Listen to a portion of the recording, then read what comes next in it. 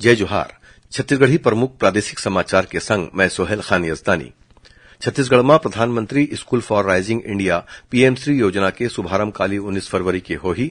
रायपुर के पंडित दीनदयाल उपाध्याय ऑडिटोरियम में आयोजित होवैया एक कार्यक्रम में केंद्रीय शिक्षा मंत्री धर्मेन्द्र प्रधान मुख्य अतिथि होही। उहे मुख्यमंत्री विष्णुदेव साय कार्यक्रम के अध्यक्षता करही। प्रधानमंत्री नरेंद्र मोदी हा 20 फरवरी के कबीरधाम जिला के नवीन केंद्रीय विद्यालय भवन महराजपुर के वर्चुअल लोकार्पण करही। इस समारोह में प्रदेश के उप मुख्यमंत्री विजय शर्मा और सांसद संतोष पांडे विशेष रूप ले आमंत्रित करे गे हवय। प्रसिद्ध जैन मुनि आचार्य विद्यासागर महाराज आज पंचतत्व में विलीन होगिन। राजनांदगांव जिला के डोंगरगढ़ के चंद्रगिरी में पूजन के बाद उखर अंतिम संस्कार करेगीस।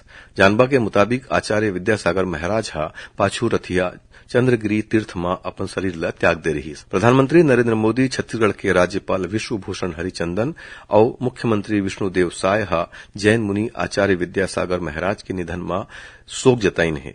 यही बीच आचार्य विद्यासागर जी महाराज के निधन में राज्य सरकार हा आधा दिन भर राजकीय शोक घोषित करिन हावय।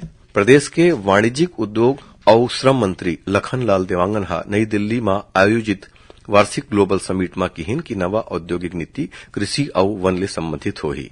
बीजापुर जिला में माओवादी मंडहार ले छत्तीसगढ़ सशस्त्र बल के कंपनी कमांडर के हत्या करे जाए के मामला आगू आए है।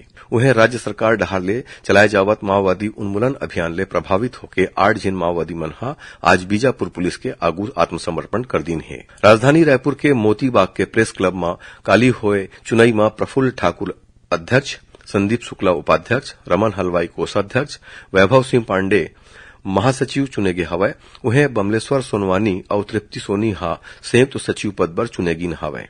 और जिला रोजगार और स्वरोजगार मार्गदर्शन केंद्र रायपुर डहार ले काली 19 फरवरी के पुराना पुलिस मुख्यालय परिसर में रोजगार मेला के आयोजन राखे जाही। ये रहीस अब तक के प्रमुख प्रादेशिक समाचार। जय जोहार।